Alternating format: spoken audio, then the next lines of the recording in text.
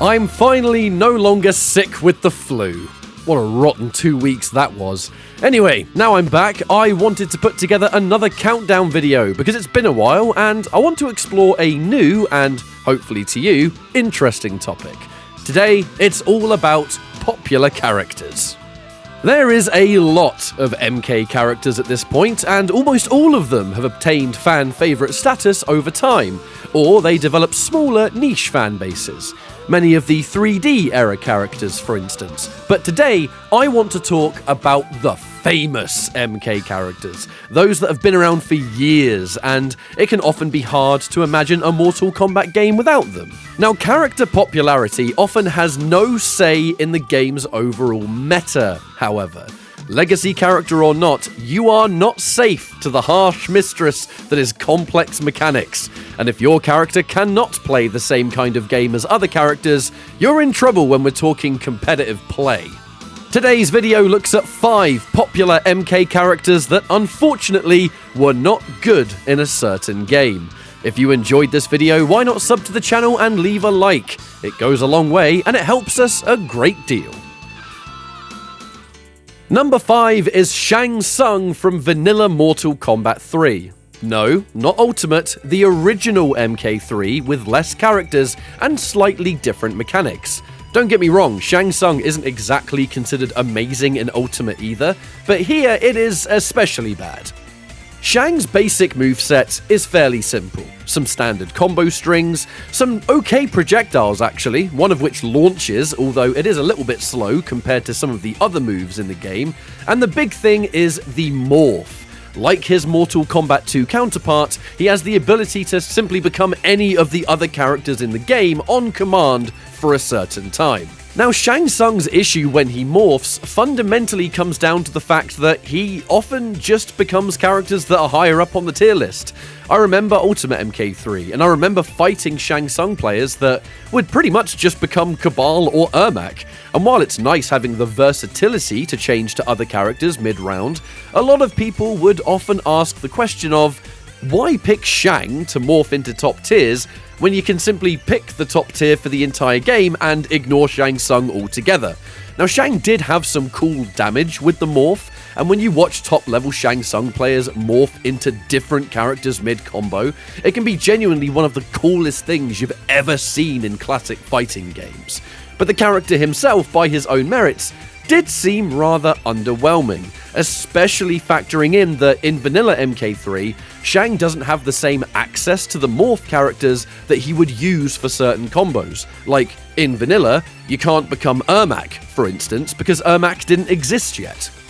One cool thing he can do in vanilla MK3 is an infinite if the opponent's in the corner with the right timing.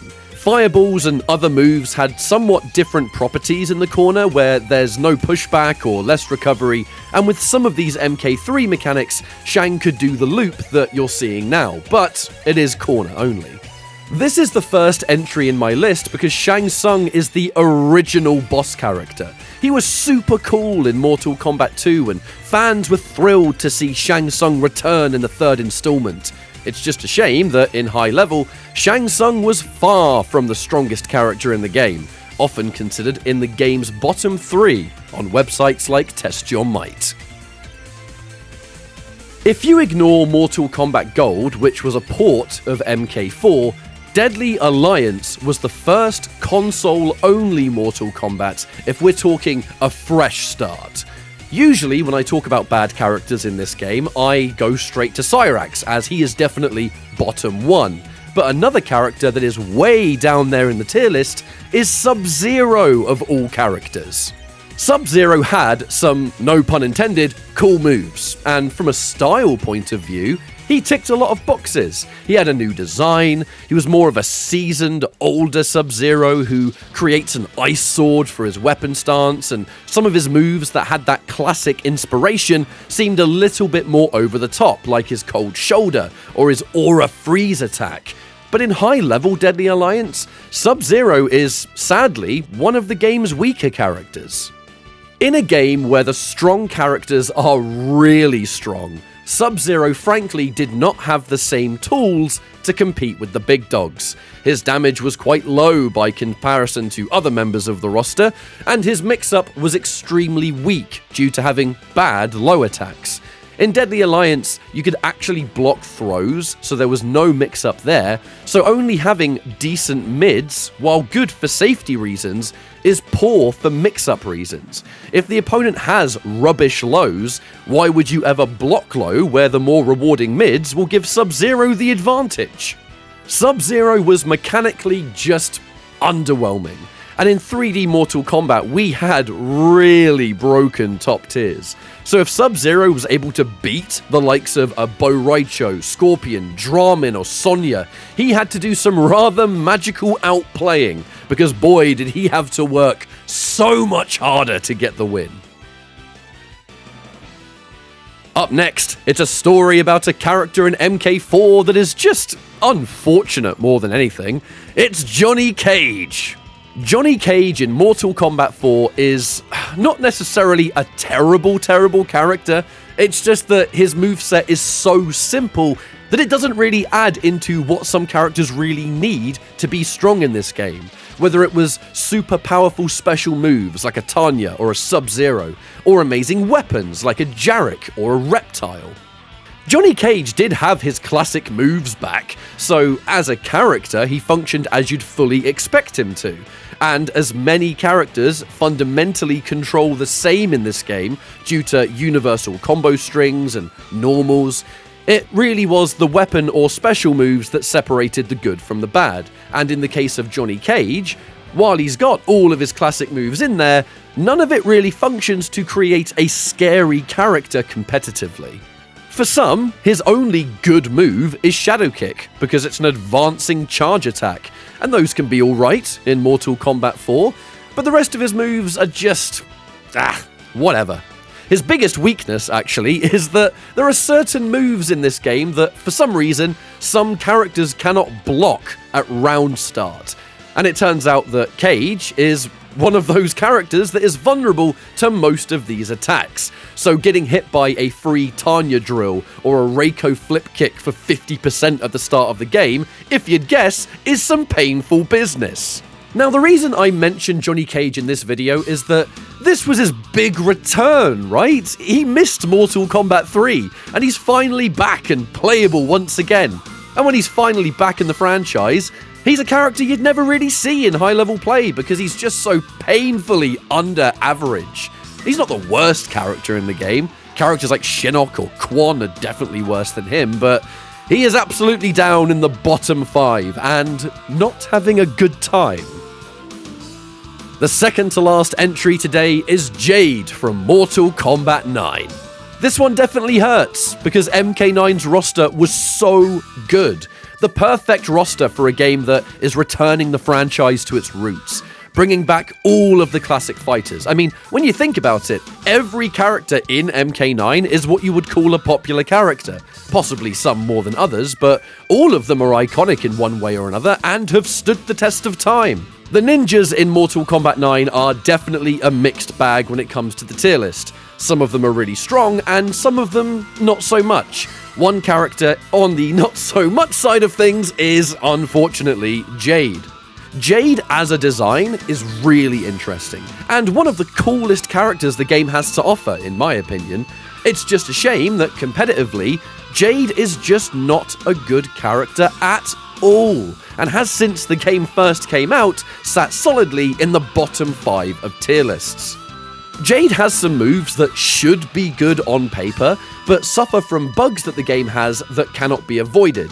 Her EX glow to have super armor on command and interrupt pressure, that thing suffered big time from the meter drain glitch, something where you don't get the move, but you lose the meter anyway. It's really sad and something that Jade had to deal with all the time. Her pressure was so fun to watch, but it cost mad meter for EX glaive. Her best button in up 3 got nerfed early on, so even that move bit the dust. Her damage was super low off of her practical hits compared to many other characters. And her matchups? Oh my word, the matchups! So many awful matchups with popular tournament characters like Kenshi, where it was so hard to play some of them, a solo Jade player would have almost no chance in tournament play, because you're going to encounter these characters. A truly wicked character, and an iconic one to boot, but unfortunately Jade in Mortal Kombat 9 had the odds majorly stacked against her. And finally today, it's Mileena in Mortal Kombat 11, and what a story this is. I think anyone that's even slightly followed MK11 will know that Mileena had a rather, shall we say, aggressively persistent online community that, let it be known, we want Mileena. I can't blame them for wanting Mileena back. It was rare that she'd miss a game, and she kind of is one of the most iconic characters in the franchise, so with the launch of MK11 Ultimate, we got Rambo, Rain, and you guessed it, Mileena. Mileena was finally here, and at long last, Mileena fans could play this new version of the character with some different takes on the moves. And she wasn't very good, to put it lightly. Mileena had some of her classic kind of moves, but she was generally a lot slower than her previous games. Her ball roll wasn't this instant, snappy launcher that we all grew to remember. It wasn't very common for her to low profile or go under things like MKX or MK9. Her combos were okay, I suppose, but she didn't have these wild, flashy, extended combos that led into crazy mix-ups. There was a real high-octane nature to Mileena in previous games that, even though it wasn't the only way to play her, there was a side of Mileena that was on that wild side that players would really enjoy, and that simply wasn't the gameplay experience that Mileena gave you in Mortal Kombat 11. MK11 as a game was a lot more grounded and slow-paced, so that does make sense if you think about it, but it also meant that Mileena didn't exactly play like some people had hoped, adding in the fact that her custom moves weren't as diverse as you'd hope as well. Many times Mileena players in tournament would stick to the same small move pool, and that was that. Mileena is the final entry in today's video because talk about a popular character, right? A character so popular there was a huge social media push to get her in the game. She finally comes out, and when she is in the game, she's said by a lot of top players to be on the lower side of the tier list. Unfortunate indeed, but hey, at least she made it into the game, I suppose.